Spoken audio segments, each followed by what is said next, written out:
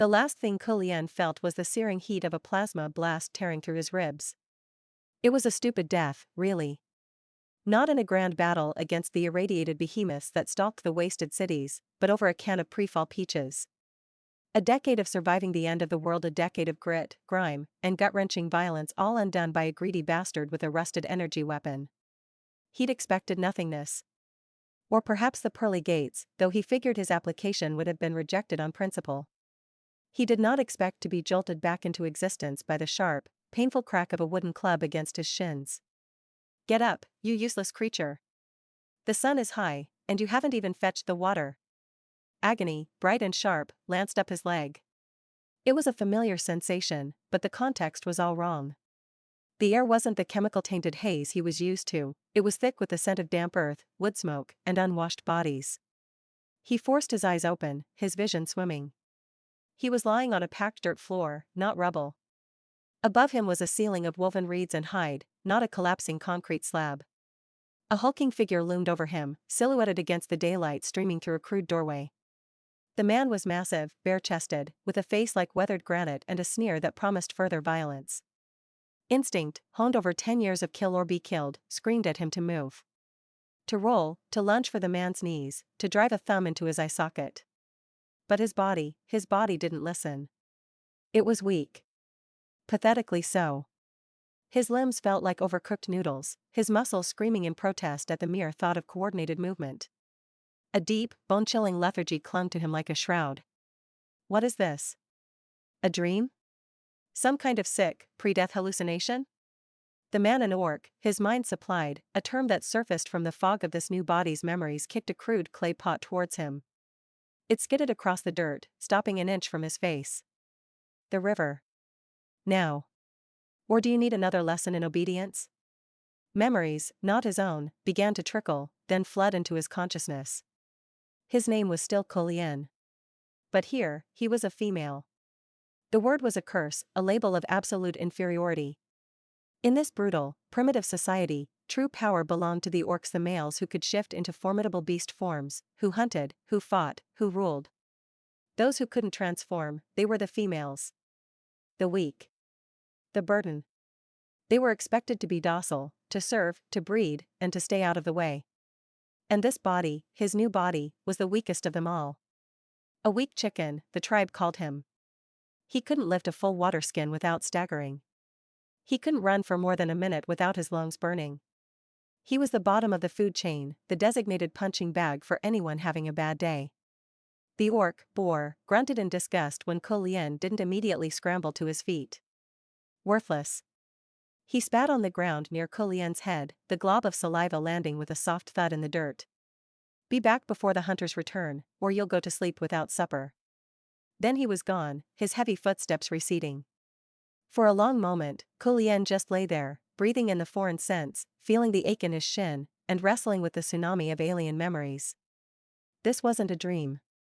The pain was too real. The despair clinging to this body's past was a tangible, sour taste in his mouth. He pushed himself up slowly, every muscle protesting. He looked at his hands. They were slender, soft, and clean. No calluses. No scars from knife fights or monster claws. They were the hands of a victim. A wave of revulsion so strong it made him nauseous washed over him. Unbelievable, he whispered, his voice a hoarse and used croak. I survive everything the apocalypse could throw at me, only to end up as this? He remembered his old self. The one who could scale a collapsed skyscraper with a rope and a prayer. The one who could strip a cyberhound for parts in under 3 minutes. The one who led a scavenger crew through the ruins, his name spoken with a mix of respect and fear. And now, he was being beaten over a pot of water. A dark, humorless laugh escaped his lips. The irony was so thick you could choke on it. Using the wall for support, he dragged himself to his feet. The world swayed for a moment before settling. He picked up the clay pot. It was heavy, awkward. To his new body, it felt like lifting a cinder block. He stumbled out of the hut into the heart of the tribe. The best tribe, as it was so arrogantly named, was a collection of similar huts arranged in a rough circle around a central fire pit. The air was filled with the sounds of life, children shrieking as they chased each other, the rhythmic scrape of stone tools, the low chatter of females grinding wild grains. Orcs, some in their powerful bipedal forms, others lounging in their full beast forms. A massive wolf, a great bear, a tusked boar watched the comings and goings with lazy, possessive eyes. As Kulian moved through the camp, a path cleared. Not out of respect, but out of contempt. He felt their gazes like physical blows, the sneers from the other females, who saw him as making them all look bad, the open disgust from the orcs, who saw him as a waste of resources. "Watch it, weak chicken," a female snarled as he nearly tripped over a grinding stone. She was sturdy, her arms corded with muscle from constant work. "Don't spill your water on my grain." An orc youth, not yet fully grown but already brimming with casual cruelty, stuck out a foot as he passed. Kulian stumbled, his weak ankles almost giving way. He barely managed to keep the pot from shattering, but muddy water sloshed over the rim, soaking his thin hide tunic. The youth and his friends laughed, a harsh, braying sound. "Maybe he'll drown himself in the river and save us the trouble." Kulian didn't look back. He kept his head down, his heart hammering not with fear, but with a cold, simmering fury. He had endured the constant, gnawing hunger of the wasteland. He had endured the paranoid fear of being infected, mutated, or betrayed. But this systematic, petty, relentless humiliation was a different kind of hell. He finally reached the edge of the camp and passed through the gate, little more than an opening in the thorny bramble wall that surrounded the settlement. The forest outside was dense and ancient, the sunlight filtering through the canopy in dappled patches. The sound of a rushing river grew louder. This was as far as a female was ever allowed to go alone. The world beyond was death. Full of predators, rival tribes, and spirits, or so the stories went. For the first time, the wilderness didn't feel like a threat to Kulian. It felt like freedom. A forbidden, terrifying freedom. He reached the riverbank and sank to his knees, the pot settling beside him. The water was clear and cold, reflecting the lush green of the forest. He stared at his reflection, at the face of a stranger. Pale skin, large eyes that held a haunting mixture of residual terror and his own burgeoning, hardened resolve. He was pretty, in a delicate way that made him want to smash the reflection with a rock. This couldn't be his life. He wouldn't allow it. The apocalypse had taught him one unshakable truth: the world only respected strength. It didn't matter if that strength came from a plasma rifle or from sheer, bloody-minded will. He submerged the pot, watching the bubbles rise as it filled. The physical weakness was a problem, a severe one. But it was a problem he could fix. He knew about conditioning, about nutrition, about turning a soft body into a hard one. The knowledge was there, locked in his mind. And his will? That was ironclad. Forged in fire and ending in a back alley over a can of peaches. He stood up, lifting the full pot. It was still impossibly heavy, his arms trembling with the strain. But this time, the tremor wasn't just from weakness. It was from effort. From a decision being made. Boar, the bullies, the entire damned best tribe, they thought they had a weak chicken to pluck. They were about to learn they had a wolf by the ears. A slow, grim smile touched his lips, a stark contrast to the fear usually etched on this face. It was the first genuine expression he'd worn in this new world. "Okay," he murmured to the flowing river, to the trees, to himself. "Okay. Let's see how this plays out."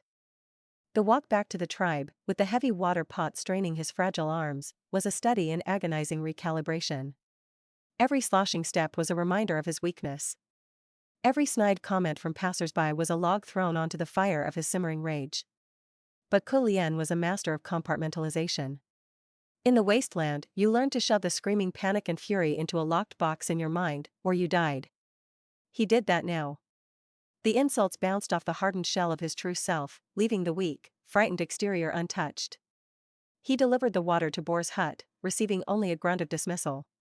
The rest of the day was a blur of similarly demeaning tasks. He was sent to gather firewood, only the thinnest, driest twigs, as he couldn't carry logs. He was ordered to help scrape hides, his soft hands quickly becoming raw and stinging from the coarse salt and clumsy stone tools. Through it all, he watched. He listened. He learned. He learned that the best tribe was a hierarchy of brute force. The chief, a massive orc who could shift into a saber-toothed tiger, sat at the top. His inner circle of elite hunters followed. Then came the general warrior population, like Boar. Below them were the non-combatant orcs, the elders, the disabled, the very young. And at the very bottom, holding up the entire pyramid with their labor, were the females. And among them, he was the absolute dregs. As the sun began to dip below the tree line, casting long, distorted shadows, a different kind of tension filled the air. The hunters were returning. This was a daily ritual, a reaffirmation of the tribe's power structure. The successful hunters would parade their kills: a great stag, a wild boar, bundles of furred game, to the admiration of all. Their prowess directly correlated to their status and their pick of the females. Kulien, hauling a bundle of twigs, paused to watch. He saw the swagger in their steps, the proud tilt of their chins. He saw the females watching them with a mix of hope and apprehension. To be chosen by a strong hunter meant better food, better protection. To be ignored was a sentence of continued hardship. His eyes, analytical and cold, scanned the returning party. And then he saw him. He was on the periphery of the group, not part of the boisterous core. He carried a single, large hare, a meager catch compared to the stag being hauled by the chieftain's son. This orc was tall, with a leaner build than the hulking boar. His hair was the color of moonlight, a stark contrast to the ubiquitous black and brown shades of the others. His face was all sharp, elegant planes, but it was his eyes that caught Kulien, a calm, deep gray, like still water over stone. They held no arrogance, no boastful pride. Just a quiet, weary resignation. This was Bai. The memories of his new body supplied the name, along with a label, the Broken Claw. Bai had been a promising hunter once, the memories whispered. But a run-in with a cave bear had left his right leg permanently damaged, leaving him with a slight, but noticeable, limp. Worse, the injury had somehow crippled his ability to fully shift. He could only partially transform, his beast form a white leopard locked within him, a weapon he could no longer properly wield. He was now considered only half an orc, a useless drain, barely above a female in status. And, as Kulien was about to learn, he was to be his problem. The chief, the saber-toothed orc named Gron, stood before the central fire, his voice a low rumble that silenced the camp. The hunt is good. The tribe is strong. A cheer went up. He then began the nightly ritual of assigning portions and, occasionally, assigning mates. Boar, Gron's voice boomed. You have provided well. The female, Lasha, will join your hut.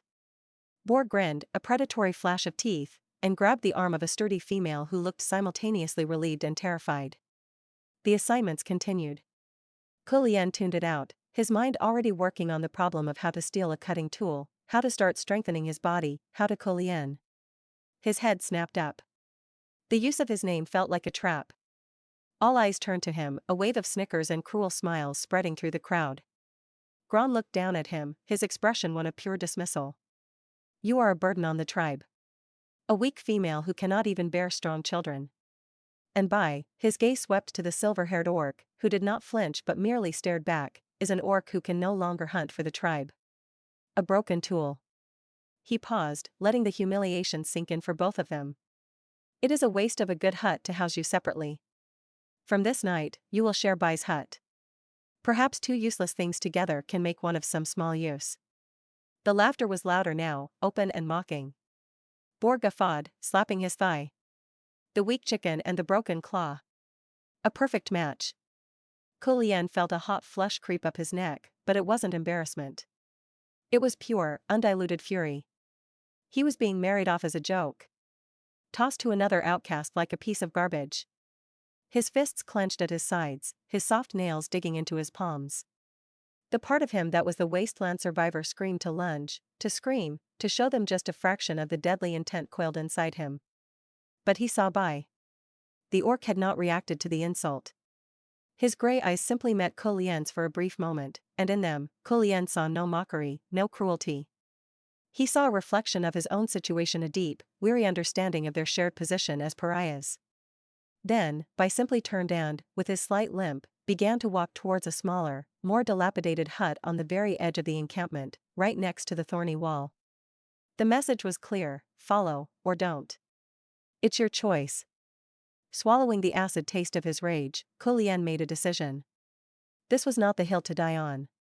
A separate hut, away from Boar's constant bullying, was objectively an improvement.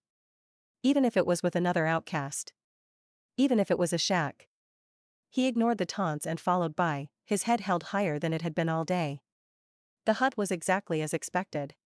It was small, dark, and smelled faintly of dried herbs and dust. A single sleeping pallet of furs was pushed against one wall. A few simple clay pots and a woven basket sat in a corner. It was stark, but it was clean. Orderly. Unlike the chaotic mess of Boar's hut. Bai stood in the center of the small space, his back to Kulian. He didn't speak. The silence stretched, thick and uncomfortable. "Let's get one thing straight," Kulian said, his voice cutting through the quiet. It was sharper than he intended, laced with the tension of the day. "I'm not here to be your servant. I'm not here to serve you. This is a prison for both of us. We can make it tolerable, or we can make it hell." He expected anger. Defense. A reassertion of orc dominance, however faded. Bai simply turned around. He looked at Kulian, really looked at him, his gaze traveling from his raw hands to the defiant set of his jaw. Then, he did something astonishing. He walked to the single sleeping pallet, grabbed a large, well-cured deerskin from it, and carried it to the opposite side of the hut. He laid it out neatly, creating a second, separate bed space. Then, he went to the basket and pulled out 2 strips of dried meat. He offered one to Kulian. It wasn't a grand gesture. There were no words. But in this culture, where food was power, where status determined portion, it was a profound statement. It was an offer of peace. Of shared scarcity. Kulian stared at the proffered meat, then at Bai's impassive face. The fury in him banked, replaced by a flicker of bewildered curiosity. This was not the broken, bitter creature the tribe described. Hesitantly, he reached out and took the meat. "Thank you," he muttered, the words foreign on his tongue. Bai gave a single, slight nod. He then sat down on his own pallet, his back against the wall, and began to eat his share with quiet, efficient bites. Kulian sat on the deerskin, the rough texture beneath him. He chewed the tough, salty meat, his mind racing. This orc was an enigma. There was a stillness to him, a quiet dignity that the tribe's cruelty had not been able to erase. He wasn't a brawler like Boar, all bluster and noise. He was something else. Something, contained. As darkness fell completely, punctuated only by the faint glow of the central fire pit through the hut's entrance, Kulian lay on his deerskin, staring at the ceiling. The sounds of the tribe celebrating faded, replaced by the sounds of the forest beyond the wall. The hoot of an owl, the chirping of insects. He was married. To a stranger. In a primitive society where he was seen as less than nothing. But he had a space of his own. However small.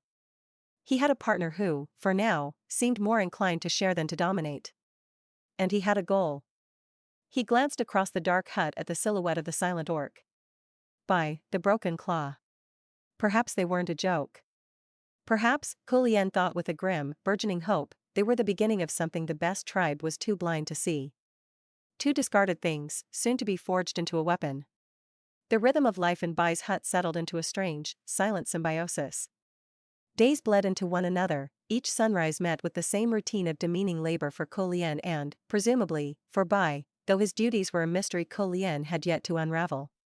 The silver-haired orc would leave at first light and return at dusk, often with a foraged tuber, a handful of edible fungi, or, on rare good days, a small, neatly skinned animal like the hare. They didn't speak. Communication was a language of gestures and small, practical actions. A shared bowl of water left near the fire to warm. An extra portion of gathered berries placed beside Kulian's sleeping furs. The space in the hut was divided neatly in 2, an unspoken border respected by both.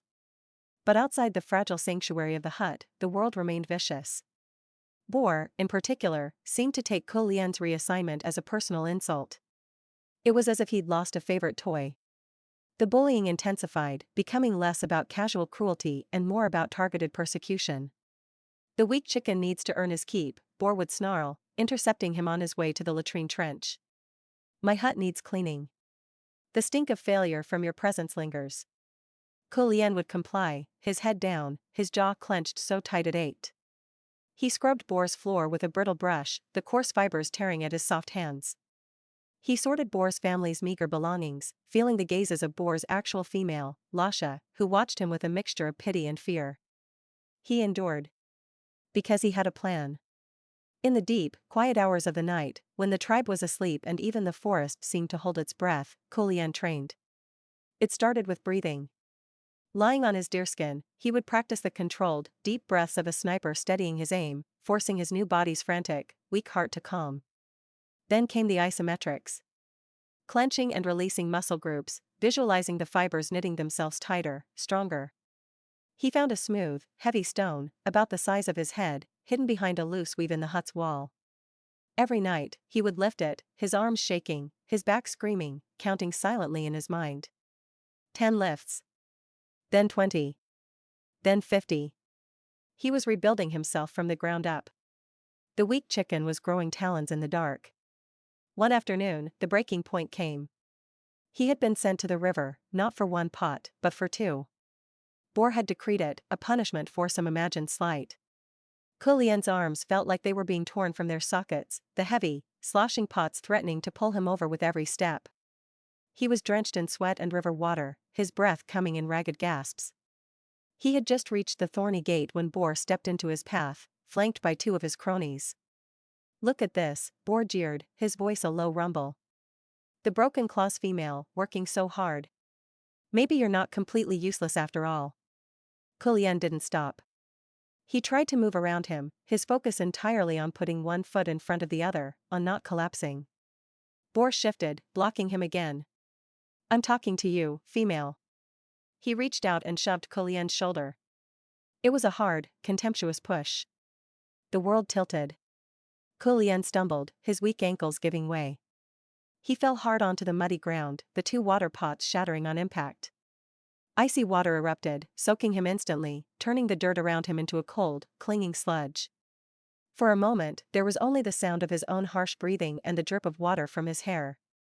The tribe members nearby had stopped to watch, their expressions a familiar mix of amusement and indifference. Then, laughter. Boar's loud, braying laugh echoed, joined by his friends. "Clumsy and weak." Boar roared, pointing a thick finger. "Look at him. Wallowing in the mud like the pig he is." Kulien pushed himself up onto his hands and knees, his head hanging. Mud dripped from his chin. The cold was seeping into his bones, but it was nothing compared to the cold fire igniting in his chest. He looked at the shattered fragments of clay, at the wasted water, at the mud staining his tunic. And something inside him snapped. The locked box in his mind, the one where he'd crammed a decade of survival instinct and pure, feral will, burst open. The laughter died in Boar's throat. The amusement on the onlookers' faces faded, replaced by confusion, then a flicker of unease. Because Kulien was getting to his feet. But it wasn't the clumsy, trembling rise they were used to. It was a slow, deliberate, powerfully controlled uncoiling. He didn't use his hands to push himself up. He simply rose, his legs driving him upward, his back straightening like a blade being unsheathed. He lifted his head. And the look in his eyes was not one of fear, or pain, or humiliation. It was the flat, predatory calm of a hunter who has just decided on his kill. The change was so absolute, so terrifying, that the crowd took an involuntary step back. Boar, for the first time, looked uncertain. This wasn't the weak chicken. This was someone, something, else. "You," Kulien said. His voice was quiet, but it cut through the air like a shard of ice, devoid of its usual tremor. It was a voice used to giving orders that were obeyed. "You've had your fun." He took a step forward. His gait was different. No longer a shuffle, but a balanced, purposeful stride. The deep night muscle training, the focused breathing, it had all been leading to this moment. His body was still weak by orc standards, but his posture, his intent, made him seem taller, broader. "You like to push, Boar," Kulien continued, his gaze locked on the larger orc. "You like to break things. It makes you feel strong." Boar recovered some of his bluster, puffing out his chest. "I am strong, you pathetic, you're not strong," Kulien interrupted, his voice dropping to a near whisper that was somehow more menacing than a shout. "You're a bully. A parasite who feeds on those who can't fight back. That doesn't make you strong. It makes you a coward."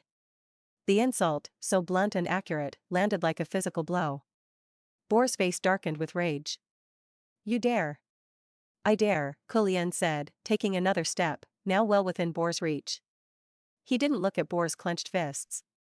He looked into his eyes. Push me again. Kick me. Do it. The challenge hung in the air, absolute and deadly. Boar hesitated.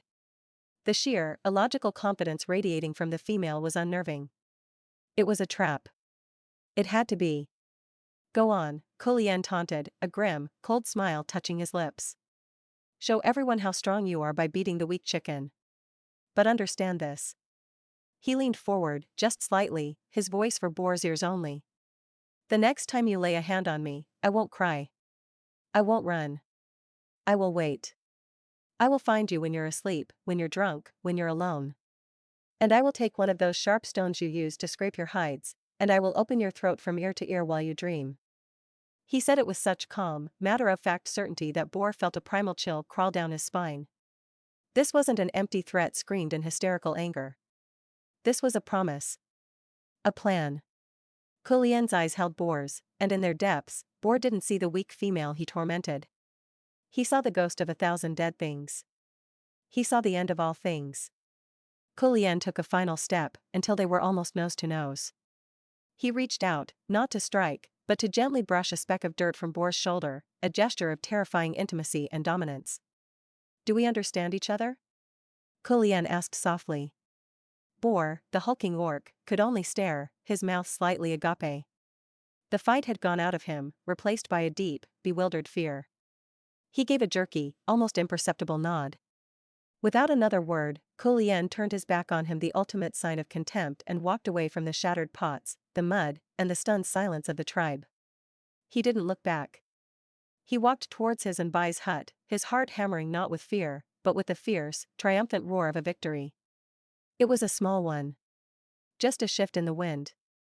But it was a beginning. From the shadows of his own doorway, Bai stood, having witnessed the entire exchange. His gray eyes, usually so still, were wide with something that wasn't shock, but revelation. He watched Kulien approach this strange, fierce creature who shared his hut, and for the first time in a long, long time, a flicker of something that felt dangerously like hope ignited in his chest. The weak chicken was gone. In his place stood a wolf. And Bai found he had no desire to look away. The silence that followed Kulien's confrontation with Boar was a living entity, thick and stunned. It lingered in the air for the rest of the day, a stark contrast to the usual cacophony of the tribe. Whispers slithered through the huts like snakes, hissing the same, unbelievable story. The weak chicken threatened Boar. Boar backed down. Kulien walked through the camp, and the atmosphere had fundamentally shifted. The open contempt was now tinged with a heavy dose of confusion and wariness. People didn't meet his eyes, or if they did, they quickly looked away. He was no longer predictable. He was an unknown variable, and in a society built on rigid hierarchies, the unknown was dangerous. Back in the hut, Bai was waiting. He didn't speak, but his usual, silent preparation of the evening meal was more deliberate. He placed a roasted yam and a strip of dried fish on a leaf beside Kulien's sleeping furs, then sat on his own pallet, watching him. His gray eyes were analytical, assessing. He won't let it stand, Bai said finally. His voice was low and rougher than Kulien expected, as if from disuse. It was the first full sentence he'd spoken to him. Kulien looked up from the food, his own expression grim. I know. He will go to Gran. He will say you used dark spirit magic. Or that you threatened the tribe. Bai's words were not an accusation, but a calm forecast. A female cannot defy an orc. The tribe cannot allow it. And what do you think? Kulien asked, genuinely curious. This was the first time he'd heard Bai's perspective on anything. Bai considered this, his gaze drifting to the hut's entrance, towards the center of the camp. I think, the tree that does not bend in the storm breaks. But the reed that bends too much is trampled underfoot. He looked back at Kulien. You did not bend. It was as close to approval as Kulien was likely to get. The storm arrived just as the last light bled from the sky. It wasn't Boar who came for them, but two of Gron's personal guards, massive orcs with the bearing of seasoned killers. They stood at the entrance to the hut, blocking out the dying light. The chief summons you, one of them grunted, his tone leaving no room for refusal. Both of you. Bai rose fluidly, his slight limp barely noticeable. Kulien stood as well, his heart a steady, determined drum in his chest. This was it. The moment of reckoning. The entire tribe was gathered around the central fire pit. The flames cast dancing, monstrous shadows on the faces of the crowd, turning their familiar features into a gallery of grim judgment. Chief Gron stood before the fire, his massive arms crossed over his chest. Boar stood to his right, face swollen with self-righteous anger. Step forward, Gron's voice boomed, silencing the murmurs. Kulian and Bai moved to stand before him. Kulian did not bow his head. Boar brings a grave accusation, Gron began, his yellow-tinged eyes fixed on Kulian. He says you threatened his life. He says you possess a twisted spirit that gives you a poisonous tongue. What do you say to this? Kulian didn't look at Boar. He kept his gaze locked on Gron. I say that Boar is a coward who pushes those who cannot push back. I defended myself with words because my body lacks the strength. Is that a crime? Or is the true crime that an orc of the best tribe was so easily cowed by a weak chicken's words? A ripple of shock went through the crowd. No one spoke to the chief like that. Gron's eyes narrowed. You have an insolent tongue, female. Your presence brings discord. You were a burden when you were weak, and you are a danger now that you have found a spine. You are a crack in the foundation of this tribe. The crack is not of my making, chief, Kulian retorted, his voice rising, carrying clear and sharp to every ear. You call this the best tribe, but what I see is a tribe rotting from the inside. You praise strength, but you let your strong bully the weak until they break. You waste potential. He gestured to Bai beside him. You call him Broken Claw and cast him aside. Have any of you ever asked if the claw could be mended? Or are you all too afraid that if you stop to help one who has fallen, you might be left behind yourselves? He was playing a dangerous game, speaking truths no one dared to utter. He was tearing open the festering wound of their hypocrisy. You see strength only in fists and fangs, Kulian continued, his scorn palpable. You are so busy preening and posturing, so busy fighting amongst yourselves for scraps, that you are blind. You are stagnant. You call yourselves the best, but you are just the same. The same as every other tribe scratching a living from the dirt, too scared to be anything more. The silence was absolute now, charged with a volatile mix of outrage and a terrifying, secret agreement. Some of the females were watching him with wide, shining eyes. A few of the lower status orcs were looking at their feet, their faces tight. Gron's face was a mask of thunderous fury.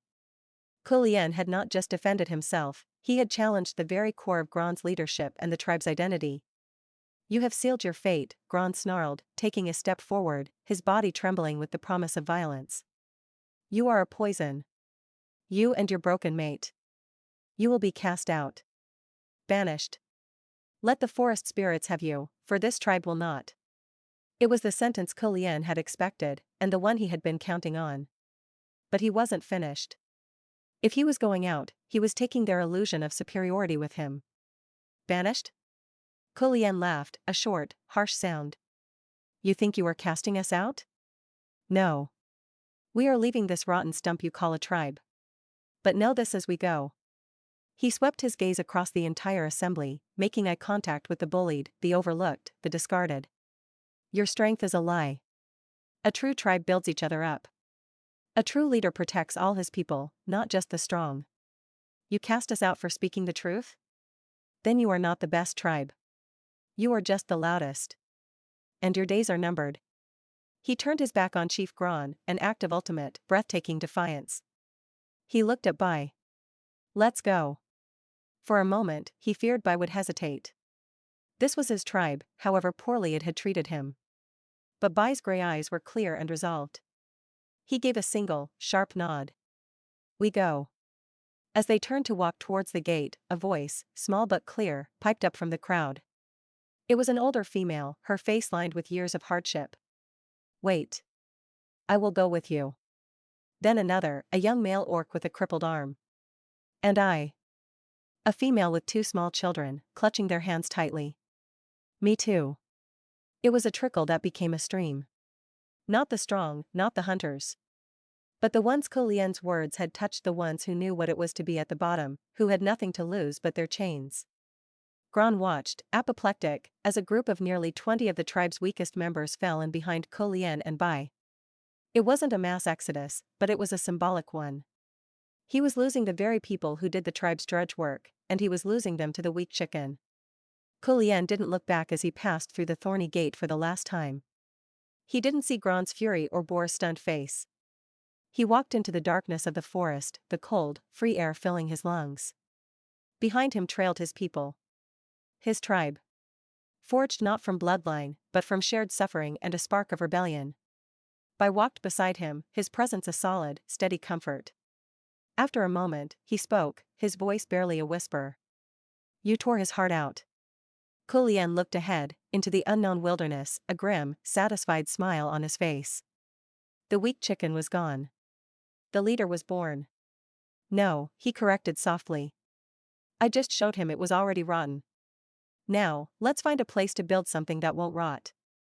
The forest at night was a different world from the one Kulien had glimpsed from the safety of the riverbank. It was a living, breathing entity of shadows and unseen noises. Every rustle in the undergrowth was a potential predator, every snap of a twig a signal of pursuit. The 23 souls who had followed him moved in a tight, fearful cluster, their eyes wide with a terror that went deeper than the darkness. They had traded the known cruelty of the tribe for the unknown terrors of the wild. Kulien, however, felt a strange sense of homecoming. This was his element. Not this specific primordial wilderness, but the state of constant vigilance, of relying on wits over brute force. The decade in the wasteland had been a brutal tutor, and its lessons were etched into his soul. Stop, he whispered, the command cutting through the panicked whispers. They froze instantly. He pointed to a thicket of thorny bushes nestled against a rocky outcrop. There. We make our first camp here. The thorns will break the wind and provide a barrier on one side. The rock is at our back. No one can sneak up on us from there. There was a moment of hesitation. These were people used to being told what to do, but the commands had always been about who to serve, not how to survive. It was Bai who moved first, his silent compliance lending authority to Kulien's order. He began directing the stronger individuals to help clear a small, safe area within the thicket's perimeter. This was the first test, and they had passed. They huddled together for warmth, the children whimpering softly. There was no food. No water skins. They had nothing but the clothes on their backs and the fear in their hearts. Kulien sat with his back against the cold stone, listening. He filtered the night sounds, categorizing them, the harmless scuttling of insects, the distant hoot of an owl, the sigh of the wind.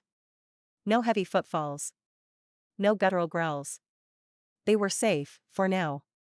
As the first gray light of dawn filtered through the canopy, Kulien was already on his feet, his body aching but his mind razor-sharp.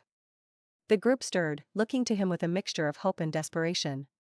We have 3 priorities, he announced, his voice calm and certain, a rock in their swirling sea of anxiety. Water. Shelter. Food. In that order. He pointed to 2 of the younger males. You, and you. Come with me. We're getting water. He then turned to the rest. Everyone else, under Bai's direction. Gather dry wood, as much as you can. Not just twigs. Look for fallen branches. Then, start collecting large, broad leaves, the biggest you can find. We need to create a roof. Bai met his gaze and gave a firm nod. He understood the plan implicitly. The division of labor was clear, Kulien would handle the strategy, the innovation, and Bai would be the steady hand that implemented it, translating Kulien's foreign ideas into actions the others could understand. Kulien led the 2 youths, Fan and Roken, back towards the river, but he took a circuitous route, moving quietly and teaching them to do the same. Walk where the ground is soft. Break branches pointing the way we don't go. Never travel the same path twice if you can help it. They listened with rapt attention, their fear slowly being replaced by a sense of purpose. At the river, they drank their fill, the cold, clean water a balm to their parched throats. The problem was transportation. We have nothing to carry it in, Fan said, his shoulders slumping. Kulien almost smiled. This was a problem he knew how to solve. He scanned the riverbank until he found what he was looking for, a large, thick-skinned vine hanging from a tree. With a sharp-edged stone, he sawed at it until a long section came free. Watch, he instructed. He found a large, flexible leaf and curved it into a rough cone. Using a thin, sharp splinter of wood, he punched holes along the edges. Then, he threaded thinner, more pliable vines through the holes, creating a drawstring bag. It was crude, it leaked slowly, but it could hold water. Make these. As many as you can. We won't carry much, but we need enough to get us through the day until we find a permanent source. The boys stared, then set to work with a will. It was the first magic they had seen, the magic of creation from nothing. When they returned to the camp, they found Bai had organized the others with quiet efficiency. A sizable pile of wood was stacked, and a framework of sturdy branches was being lashed together against the rock face, using strips of bark as cordage. Bai was showing an older female how to weave the broad leaves into a thatch for the roof. It wasn't a hut, it was a lean-to. But it was shelter. The rest of the day was a whirlwind of activity driven by Kulian's relentless direction. He identified edible tubers and fungi the others had overlooked, dismissing their fears with blunt certainty. This one is safe. See the pattern on the cap? That one will make you sick. Ignore it. He set traps, simple snares made of woven vine and supple saplings along game trails he identified. We can't hunt like the orcs, he told them. So we must be smarter. But his main project, the one that drew confused stares, was the fire pit. He cleared a circle of earth, ringed it with stones, and used a bow drill method he fashioned from a sturdy branch and a strip of leather. When the first wisp of smoke curled up, followed by a tiny ember, and that ember was gently nurtured into a flickering flame, a collective gasp went through the group. Fire was the domain of the tribe's firekeepers, a carefully guarded secret. Kulian had conjured it from sticks and effort. As dusk fell, they huddled around their own fire, a sense of awe tempering their hunger. They had a rudimentary roof over their heads, a crackling fire to ward off the dark and the beasts, and a few handfuls of roasted tubers to fill their bellies. It was more than they had expected when they fled. Kulian sat slightly apart, a flat stone on his lap. On it was a pile of dark, damp earth he had collected from a specific spot near the riverbank. He was slowly, meticulously, dripping water from a leaf cup over it, catching the runoff in a cracked clay shard one of the children had found. Bai came to sit beside him, watching the process silently for a long time. What is this? He finally asked. This, Kulian said, not looking up from his task, is the difference between surviving and living. He gestured to the runoff in the clay shard. As the water evaporated in the heat of the fire, a faint, white crystalline residue was left behind. Bai leaned closer, his gray eyes reflecting the flickering flames. He dipped a finger in and touched it to his tongue. His eyes widened in shock. Salt? Salt, Kulian confirmed, a triumphant glint in his eye. The tribe traded furs and meat for tiny bags of it from traveling merchants. They thought it was a luxury. But it's a necessity. It preserves food. It strengthens the body. It is power. He looked from the tiny, precious pile of salt to the faces of his people, illuminated by the fire. They were watching him, their leader, not with the fear they had for Gron, but with something new, trust. We have water. We have a shelter. We will have food, Kulian said, his voice low but carrying to every ear. But this is the start of our territory. This is the first brick. We are not just hiding in the forest. We are building. He saw the understanding dawn in their eyes. They weren't just refugees. They were founders. The fire crackled, pushing back the immense, ancient dark of the forest. It was a small light, but it was theirs. And for the first time since his rebirth, Kulian felt not like a survivor, but like a creator. The dream, no longer just a flicker, began to take root in the dirt and the salt. A moon cycle passed. The temporary lean-to against the rocky outcrop had evolved into a small, bustling encampment. Under Kulian's precise direction and Bai's steadfast enforcement, they had built 3 sturdy, circular huts with woven reed walls and thick, waterproof thatch roofs. A central fire pit, constantly tended, became the heart of their new home. It was still crude, a mere scratch on the face of the wilderness, but it was theirs. The change in the people was even more profound. The cowering, hopeless expressions had been replaced by looks of focused purpose. They were no longer the weak and useless of the best tribe, they were builders, foragers, and artisans. Kulian had seen potential where no one else had. Mira, the older female who had first spoken up, had a knack for weaving that went beyond simple thatch. Under Kulian's encouragement, she was now creating sturdy baskets and even rough nets for fishing. Fan and Roken, the 2 youths, had become proficient trappers, their snares providing a steady, if small, supply of rabbit and game birds. Kulian had everyone, even the children, on a strict regimen of conditioning. They weren't becoming orc warriors, but their bodies were hardening, their stamina growing. They could now work from sunup to sundown without collapsing. The salt, however, was their secret triumph. Kulien had refined the process, creating a small, hidden evaporation station near a salt-rich mudflat he'd discovered. The resulting cakes of coarse, gray salt were more valuable than anything they owned. It preserved their meat, seasoned their food, and in Kulien's eyes, it was their future currency. It was this very treasure that brought the storm to their doorstep. Kulien was at the drying racks, turning strips of rabbit meat that had been rubbed with salt, when Bai appeared at his side. His posture was rigid, his gray eyes narrowed as he stared into the tree line. "Company," Bai said quietly. "The Stone-Tooth tribe. 5 of them. Hunters." A cold stillness settled over Kulien. He had known this day would come. The wilderness wasn't empty, it was territory. And a new, seemingly weak settlement was a tempting target. "Everyone," Kulien's voice cut through the morning calm, low but carrying an undeniable edge. "To the central fire. Now. Bring the children close." The camp froze for a heartbeat, then moved as one, a well-drilled unit responding to a perceived threat. They gathered, their faces etched with fear, but their hands clenched not in panic, but in readiness. A moment later, the 5 orcs emerged from the forest. They were big, clad in mismatched pelts, and carried heavy stone-tipped spears. Their leader, a brute with a broken tusk and a web of scars across his chest, scanned the camp with open contempt. His gaze swept over the huts, the drying meat, the well-tended fire, and finally, the people. He saw no orcs in beast form, only a single limping male and a bunch of females and cripples. A slow, greedy smile spread across his face. "Look at this," he grunted to his companions. "A little nest of mice, all fat and happy." His eyes landed on Kulien, who stood slightly in front of the group. "You. Female. You're in Stone-Tooth territory. Everything here belongs to us now. That meat. Those huts. And you'll all come with us. The strong can work, the weak, well, they'll make a good stew." A wave of terror went through Kulien's people. This was their worst fear realized. Kulien didn't flinch. He took a single step forward, his posture deceptively relaxed.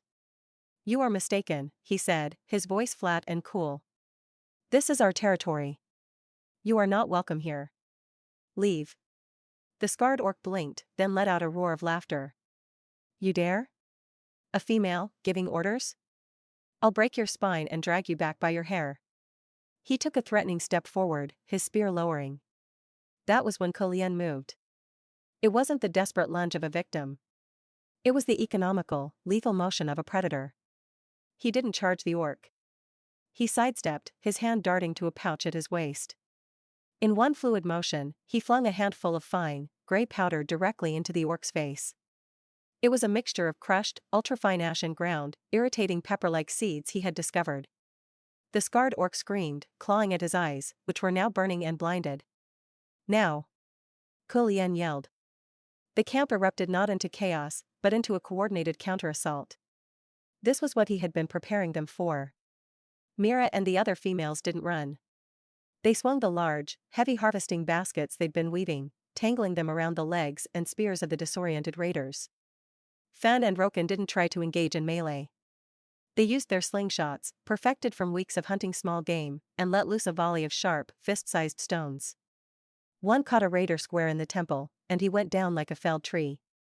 The raiders, expecting a cowering, easy conquest, were thrown into disarray. They were blinded by dust, tripped by baskets, and pelted by stones from all sides. Their superior strength was useless against tactics they couldn't comprehend. The second orc, enraged, let out a bellow and began to shift, his body swelling, coarse fur sprouting. He was turning into a massive brown bear. Before the transformation could complete, a lean, silver blur shot from the side of the camp. Bai moved with a speed that belied his limp. He didn't roar, didn't announce his presence. He simply closed the distance, and as he did, a partial shift overtook him. His hands became the massive, black-clawed paws of a white leopard. One moment he was a man with a limp, the next he was a whirlwind of razor-sharp fury. He didn't try to match the bear's brute force. He used his speed and precision. He raked his claws across the bear's hamstring, severing the tendon with a sickening tear. The bear orc roared in agony and collapsed, his transformation stuttering out. The remaining two raiders, seeing their leader blinded and stumbling, one of their number unconscious, and their strongest warrior crippled, froze. The fight had lasted less than a minute, and they had been utterly dismantled by a group of females and a single, broken orc. Kulien walked up to the scarred orc, who was still whimpering and rubbing his eyes. He picked up the orc's fallen spear. It was heavy, crude, but lethally sharp. "You came to take what was ours," Kulien said, his voice dropping to a deadly whisper. "You thought we were weak. You were wrong." He pressed the tip of the spear against the orc's throat. The camp fell silent, watching. This was the moment. Would their leader kill? Kulien looked at the fear in the orc's blind face, then at his own people.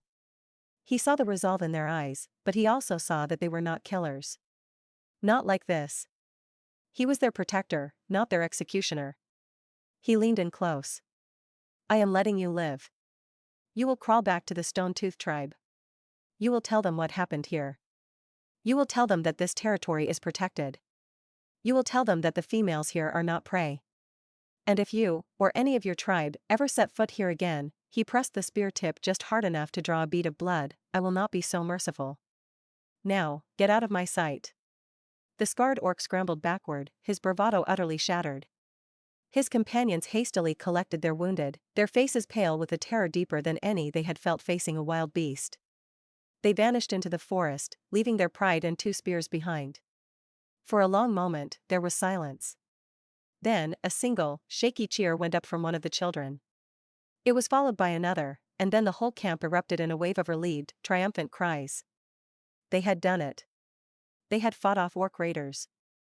Mira came to stand beside Kulien, her hand still trembling, but her chin held high. "They called us mice," she said, her voice thick with emotion. Kulien watched the tree line, ensuring the raiders were truly gone. Then he turned to his people, a slow, fierce smile spreading across his face. "No," he corrected, his voice ringing with pride. "They did. But now they know.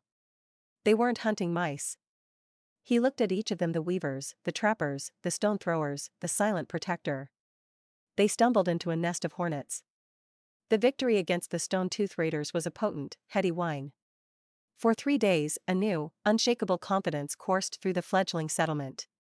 The story of their triumph was told and retold around the fire, each telling making the baskets seem more clever, the stones from the slings fly truer, and Kulien's leadership more prescient. They had faced the wolf and made it whimper. But Kulien, the veteran of a decade where complacency was a death sentence, felt the hangover coming. He stood at the edge of the clearing, his eyes scanning the dense, silent forest. The air felt heavy, pregnant with a threat far greater than 5 thuggish hunters. "They will be back," Bai's voice was soft beside him. He hadn't needed to ask what Kulien was thinking. Their silences had become a shared language. The Stone-Tooth tribe is led by Chief Korg. He is not a fool who loses face lightly. He will see our defiance as a disease that must be burned out. "I know," Kulien replied, his voice tight. He had been pushing his people hard since the attack. The palisade wall of sharpened logs was now a half-circle protecting the landward approaches to their camp. The traps around the perimeter were more sophisticated deadfalls and pit traps disguised with woven mats and leaves. But it felt like stacking pebbles against a tidal wave. "How many?" "Korg can call upon 30 warriors. Maybe 40, if he rallies the entire tribe," Bai said, his gray eyes grim. "And they will not come arrogantly this time. They will come to exterminate." A cold knot tightened in Kulien's stomach. 40. Against his 23, most of whom were still non-combatants.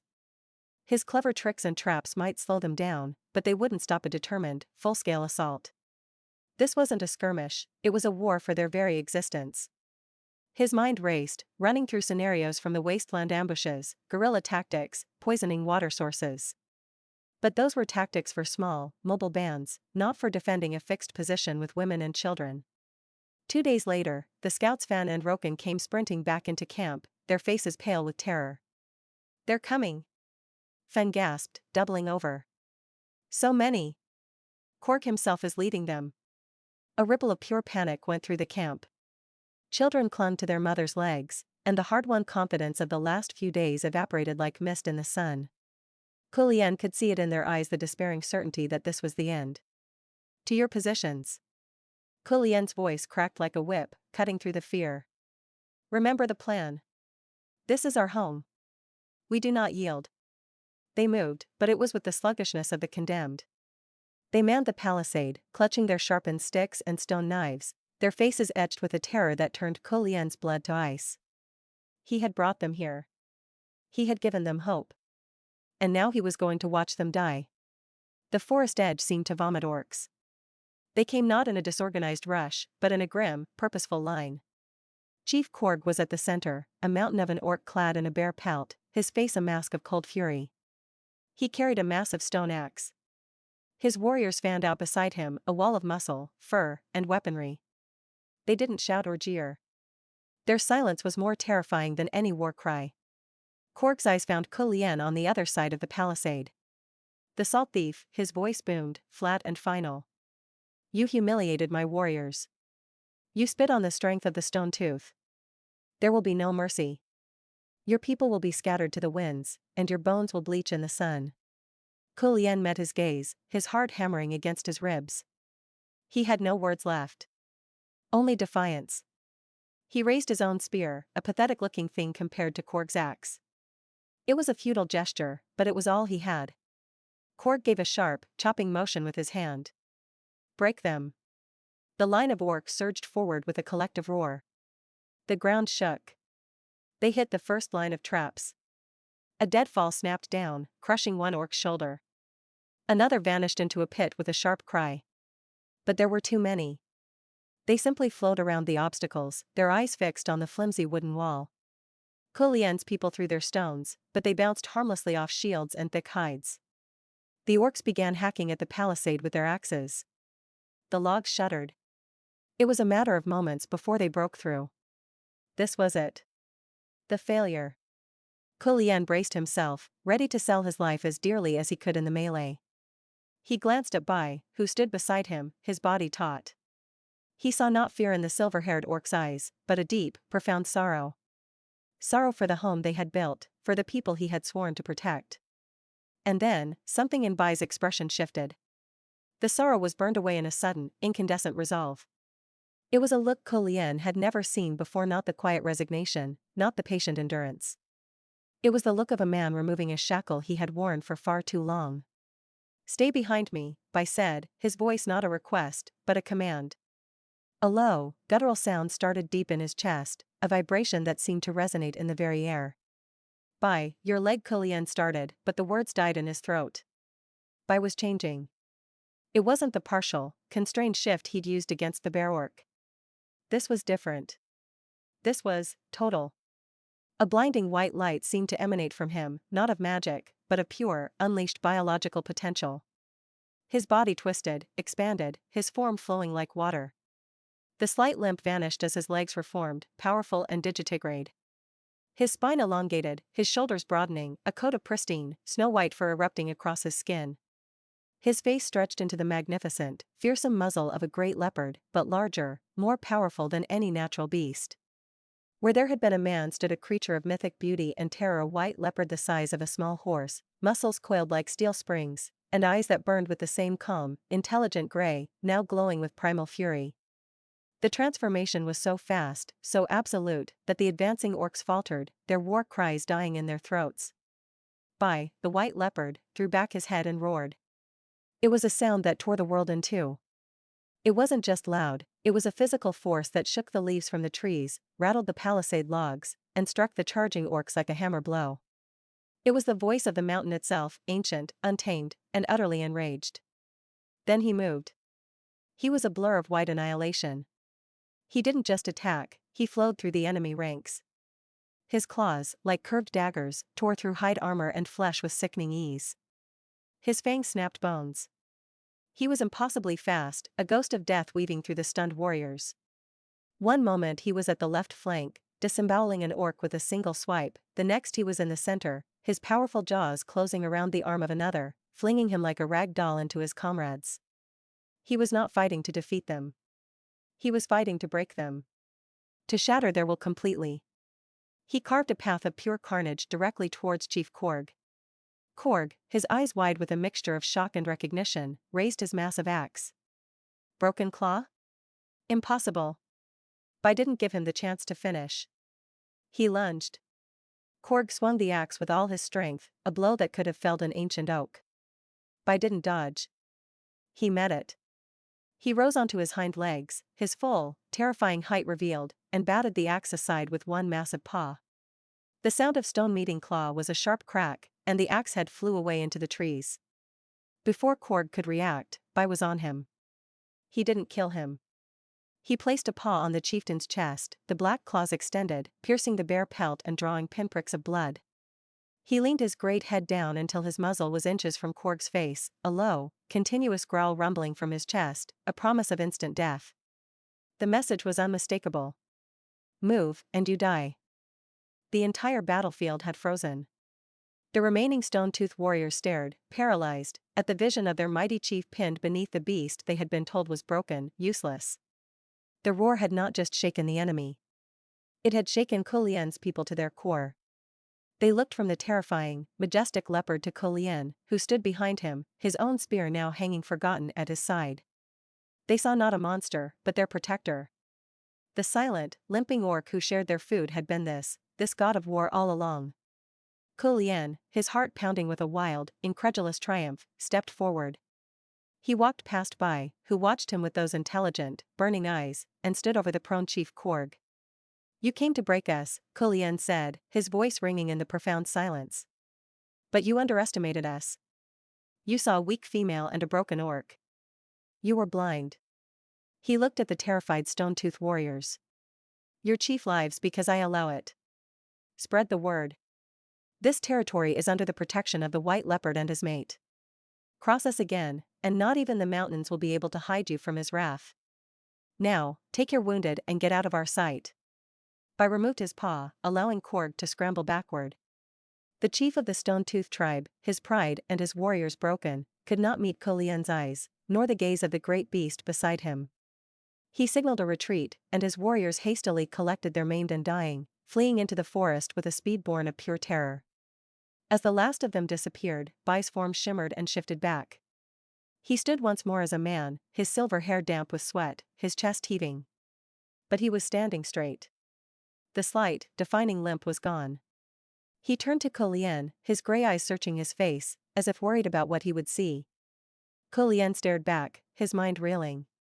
The loyalty, the strength, the sheer, breathtaking power. All this time, he had thought he was protecting Bai. He saw now the truth. Bai had been protecting him. Restraining himself, hiding his true nature, for reasons Kulien could not yet fathom. He didn't see a monster. He saw the other half of his soul. Without a word, Kulien stepped forward, closing the distance between them, and wrapped his arms around Bai in a tight, fierce embrace.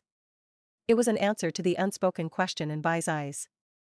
Around them, their people began to cheer, the sound filled not just with relief, but with a new, unshakable faith. They had not just survived. They had witnessed a legend being born.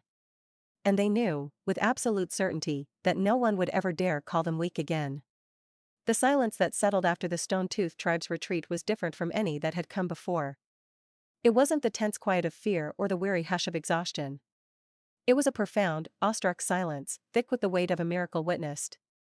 All eyes were fixed on Bai, who stood breathing deeply, his posture straight and strong, the ghost of the colossal white leopard still clinging to him like mist. Then, Mira, her hands clasped over her heart, sank to her knees. Not in subservience, but in reverence. One by one, the others followed suit, their faces illuminated by a faith so bright it was almost blinding. They weren't looking at the broken claw. They were looking at their guardian spirit made flesh. Kulien watched this, his own emotions a tangled knot of awe, gratitude, and a fierce, possessive pride. But he was a pragmatist at his core. Legends were powerful, but they didn't dig latrines or smoke meat for winter. Bai, he said, his voice cutting gently through the silence. He walked to his side, placing a hand on his arm. The muscle beneath was hard as rock, thrumming with residual power. Are you, all right? Bai turned his head, and the burning gray of his eyes softened as they met Kulien's. The fearsome predator was gone, replaced by the man Kulien shared a hut with. He covered Kulien's hand with his own, his grip firm and steady. "I am whole," he said, and the simple words carried the weight of 1,000 unspoken struggles. The limp was gone. The shackle was broken. Kulien squeezed his arm, then turned to their people. "Get up," he commanded, his tone warm but firm. "We don't kneel to our protectors. We stand with them. The danger has passed, but our work is not done. We have a wall to repair, wounds to tend, and a reputation to build." His words broke the spell, replacing blind worship with purposeful action. They rose, and the energy that filled the camp was electric. The fear was gone, replaced by an unshakable conviction. They were no longer just survivors, they were the chosen people of the White Leopard. In the days and weeks that followed, the encampment underwent a metamorphosis. The palisade wall was not just repaired, it was doubled in height and reinforced with a walkway. Kulien, drawing on half-remembered schematics from his old world, designed a proper gate, a heavy, swinging door that could be barred from the inside. The settlement itself began to sprawl. New huts were built, each with a small, private hearth. Kulien introduced the concept of a communal longhouse, a large structure for gatherings, feasts, and sheltering everyone during the worst of the winter storms. He designed simple but effective smokehouses for preserving their now plentiful game, and stone-lined storage pits for roots and grains. But the true marvels, the 1,000 wonders that would become the stuff of songs, were Kulien's innovations. He turned his attention to the small, sluggish stream that fed into the main river. Using a system of dug trenches and hollowed log aqueducts supported by simple A-frames, he created a rudimentary irrigation system, diverting water to a newly cleared plot of land. Here, he didn't just forage. He planted. Using seeds from the best-tasting tubers and grasses they gathered, he began the first primitive farm, showing them how to tend the earth, not just take from it. The salt operation became their lifeblood. Under a heavily guarded lean-to, they now produced not just coarse gray cakes, but through repeated washing and filtering, a finer, whiter salt that was as valuable as gems. This was their key to the world. The first to come were not raiders, but the curious and the desperate.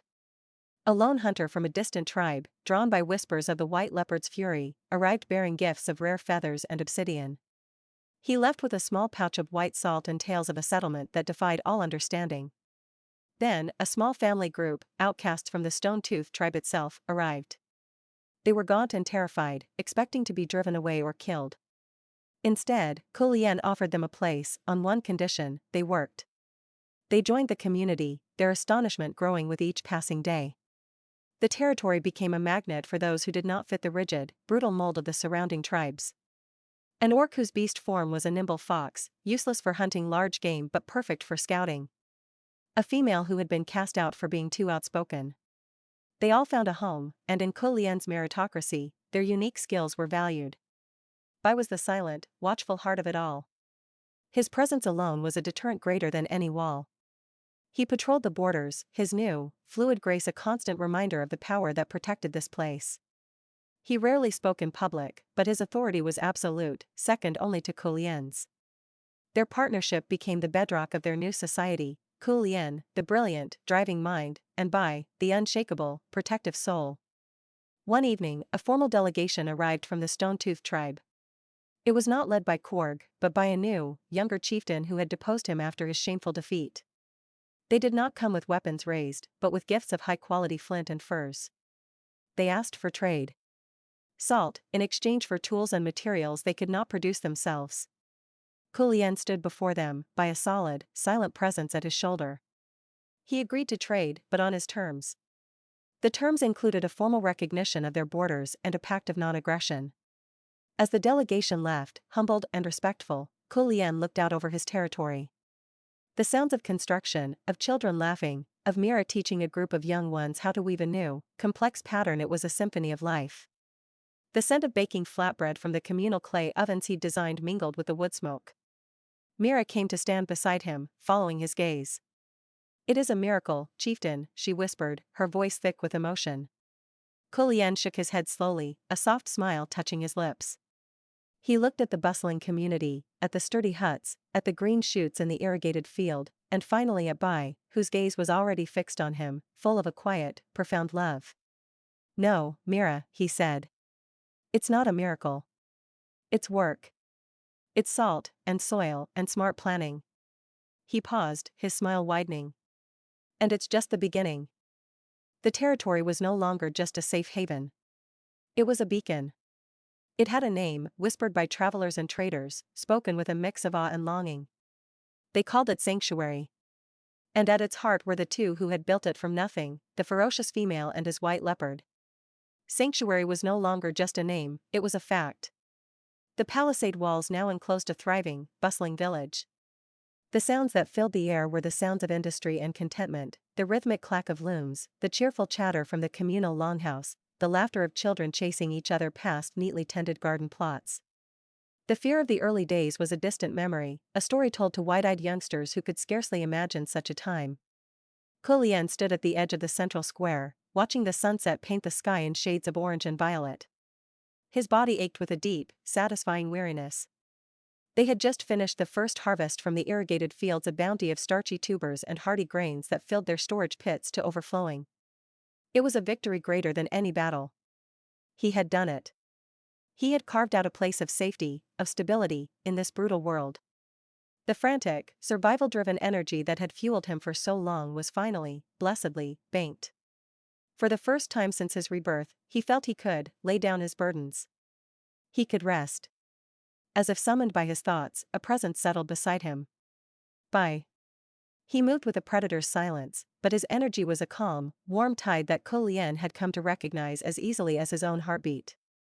He didn't speak, simply stood shoulder to shoulder with him, sharing the view of their kingdom. It's working, Kulien said softly, not as a leader reporting to his second, but as a man sharing a quiet wonder with his partner. It is, Bai replied, his voice a low rumble. They are happy. Safe. They watched as the evening's activities began. A group of adolescents practiced with their slings under Finn's watchful eye. By the fire, Mira was telling a story to a captivated circle of children, her hands weaving pictures in the air. The scene was one of perfect, peaceful community. Look, Bai said, a faint note of amusement in his tone. He nodded towards a pair of young fox-orc cubs, tumbling over each other in a playful fight before their mother scolded them and herded them towards their hut. The cubs are growing bold. Kulien smiled. They have that luxury now. He saw the same scene everywhere: families, security, a future being built before their eyes. A deep, contented sigh escaped him. This was what he had fought for.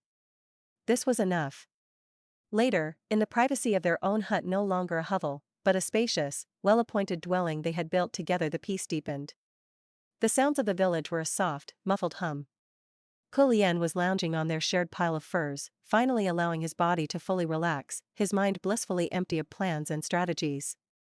Bai moved around the space, banking the fire for the night, his movements efficient and familiar. But there was a subtle tension in his shoulders, a quiet preoccupation that Kulien, who knew every shift of his mood, picked up on immediately. What is it? Kulien asked, propping himself up on an elbow. Is there a problem with the northern patrols? I told Roken to report any sign of it is not about the tribe, Bai interrupted gently. He finished his task and came to sit beside the furs, not touching, but close enough that Kulien could feel the warmth of him. The moonlight filtered through the smoke hole, painting a silver stripe across his serious face. Then what? Kulien's brow furrowed. This hesitant, almost nervous air was so unlike the confident orc, the fearsome leopard.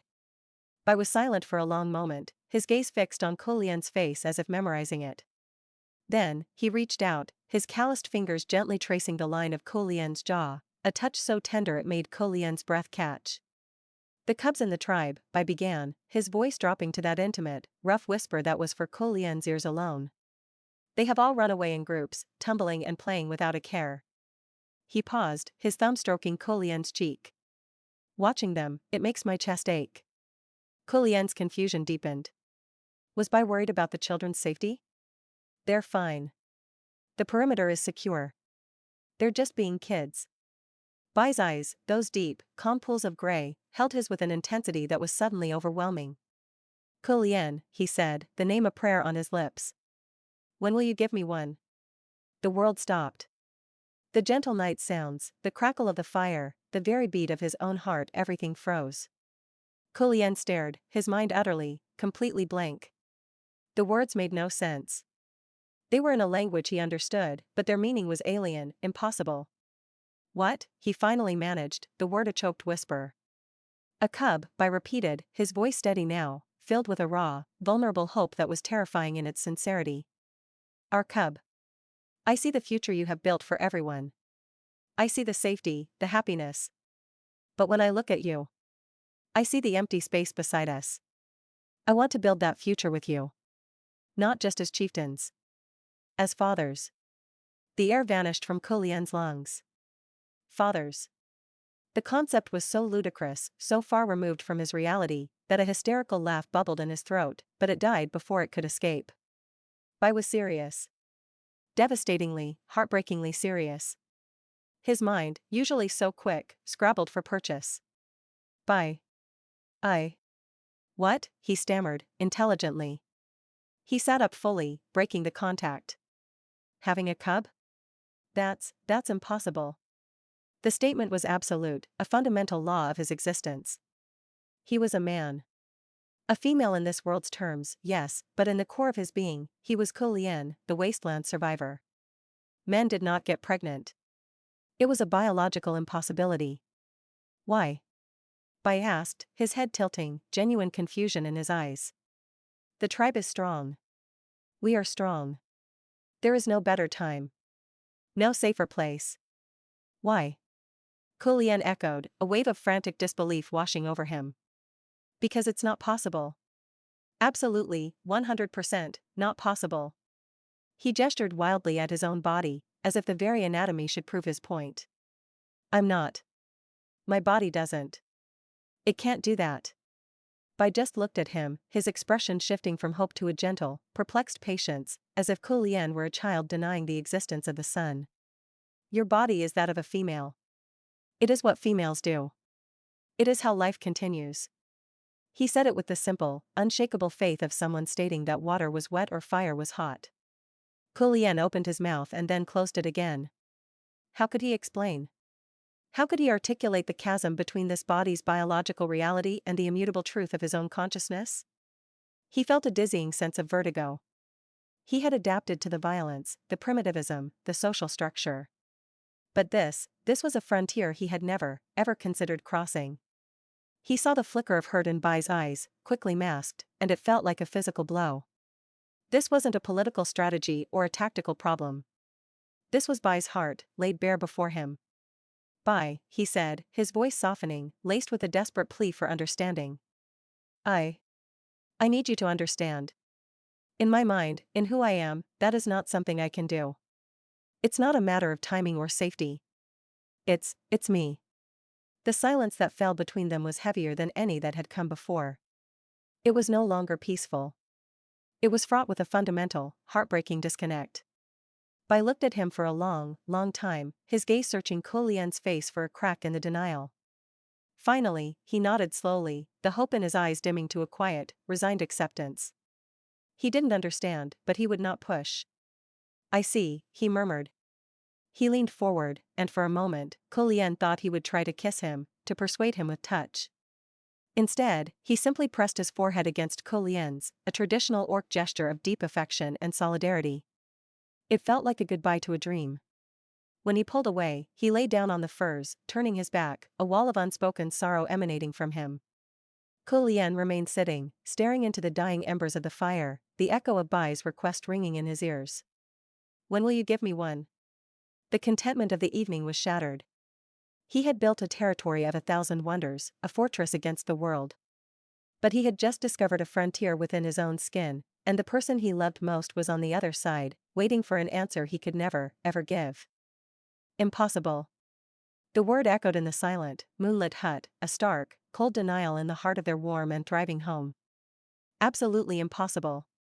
A fragile silence settled between them in the days that followed. It wasn't hostile, but it was layered with a grief Kulien didn't know how to mend. Bai was as steadfast as ever, protecting, providing, standing by his side as they governed their growing territory. But the easy intimacy was strained.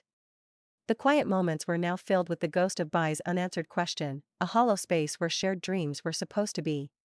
Kulien threw himself into his work with a frantic energy he hadn't needed in months. He designed a new, more efficient fish weir for the river. He drove the construction of a second smokehouse. He personally oversaw the sorting of the salt harvest, his focus so intense it bordered on manic. He was building walls again, not of wood, but of sheer activity, trying to brick up the chasm that had opened up in his own hut. But his body, traitorously, began to rebel. It started with a profound, bone-deep fatigue that not even a full night's sleep could cure. Then came the nausea, a roiling unease that would hit him at unpredictable moments, leaving him leaning against a hut wall, swallowing hard, his skin clammy. He blamed the stress, the poor sleep, even some bad tubers. But the final, undeniable clue was the scent. He was walking past the smoking racks, the pungent, rich smell of curing boar meat thick in the air. It was a smell he usually found satisfying, the scent of security. This time it hit him like a physical blow. His stomach lurched violently, his mouth flooded with saliva. He barely made it to the edge of the clearing before he was retching, emptying the contents of his stomach into the bushes. Mira was there in an instant, her hand on his back, her face etched with concern. "Chieftain? Are you ill?" "I'm fine," he gasped, wiping his mouth with a trembling hand. "It's just, the smell." Myra's concern didn't fade, it transformed. A slow, dawning understanding lit her eyes, followed by something that looked suspiciously like joy. "The smell," she repeated softly. "Chieftain, when was your last bleeding?" Kulien froze, bent over with his hands on his knees. The question was so absurd, so utterly disconnected from his sense of self, that he almost laughed. But the laugh died, strangled by a sudden, ice-cold trickle of dread. He racked the memories of this body, the rhythms he had ignored, dismissed as irrelevant to his survival. It had been a while. A long while. "No," he whispered, straightening up. "No, that's not it." But the evidence was mounting, an undeniable siege on his reality. The fatigue. The nausea. The sensitivity to smells. The missed cycle. The facts, cold and clinical, lined up against the fortress of his identity. He spent the next 2 days in a state of numb denial, performing his duties by rote. He avoided the sight of his hopeful, sorrowful eyes too much to bear. He couldn't voice this. To say it aloud would be to make it real. Finally, alone in their hut with a bowl of mild tea Mira had insisted on making for him, he could run no longer. He sat on the furs, his hands resting on his abdomen. It felt the same. Flat, firm. His. But was it? He closed his eyes, reaching inward with a focus he usually reserved for assessing threats or planning builds. He pushed past the lingering nausea, past the fatigue. He searched for a difference, a change, a presence. And there, beneath the familiar landscape of his own being, he found it. Not a movement, not a shape, but a hum. A second, faint, but undeniable pulse of life, tethered to his own. A tiny, nascent flame kindled deep within the core of him. His eyes snapped open. "Impossible," he breathed into the silent hut. But the word had lost its power. It was just a sound now, empty and hollow against the profound, biological truth resonating within him. The wasteland survivor, the strategist, the ferocious female who had defied tribes and built a sanctuary, he had been outflanked by nature itself. He sat there for a long time, caught between two worlds. The world where he was Kulien, the man from the apocalypse, for whom this was a scientific impossibility. And the world where he was Kulien, the female of this primitive society, whose body was doing exactly what it was designed to do. The struggle was violent, internal, and utterly silent. When the hut's entrance flap rustled and Bai stepped inside, Kulien didn't look up. He heard Bai's footsteps pause, felt his gaze. The silence stretched, thick with all the things left unsaid. Bai, ever perceptive, didn't speak. He simply came and sat beside him, his presence a quiet anchor in Kulien's swirling maelstrom. Kulien finally lifted his head. He looked at Bai at the strong, loyal face, the eyes that held a universe of love and patience for him. He saw the man who had fought an army for him. The man who wanted to build a family with him. And in that moment, the war inside him ended. The two halves of his existence didn't merge, but they reached a truce. He didn't have to stop being the wasteland survivor. That hardened core was what would make him strong enough for this. It was what would protect this new, fragile life. He reached out and took Bai's hand. He guided it, slowly, and pressed Bai's palm flat against his own lower stomach. Bai's breath hitched. His eyes, wide and questioning, flew to Kulien's face. Kulian held his gaze, his own eyes shimmering with a storm of emotions: terror, wonder, resignation, and a fierce, burgeoning protectiveness that dwarfed them all. I was wrong, Kulian said, his voice raw but steady. It seems, the impossible has decided to make itself inevitable. Understanding dawned on Bai's face, slow and then all at once. It was like watching the sun rise after a long, dark night. The sorrow, the resignation, the hope he'd been carrying, all of it melted away, replaced by a joy so pure and overwhelming it was almost painful to witness. A single tear traced a path down his cheek. He didn't whoop for joy or crush Kulian in an embrace. Instead, he leaned forward, ever so slowly, and rested his forehead against Kulian's, his hand still splayed over his abdomen. It was a gesture of reverence, of gratitude, of a bond now sealed in a way that transcended words or worlds. Kulian closed his eyes, accepting the weight of Bai's head, the warmth of his hand. The fear was still there, a cold knot in his chest. The sheer, terrifying absurdity of it hadn't vanished. But beneath it, under the layer of shock and the bedrock of his old identity, something else was stirring.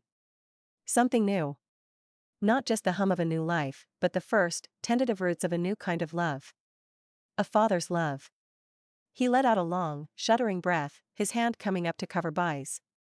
The future he had fought for, the stability he had craved, had just become infinitely more complex, more terrifying, and more beautiful than he could have ever imagined. The impossible was here. And it was his chapter.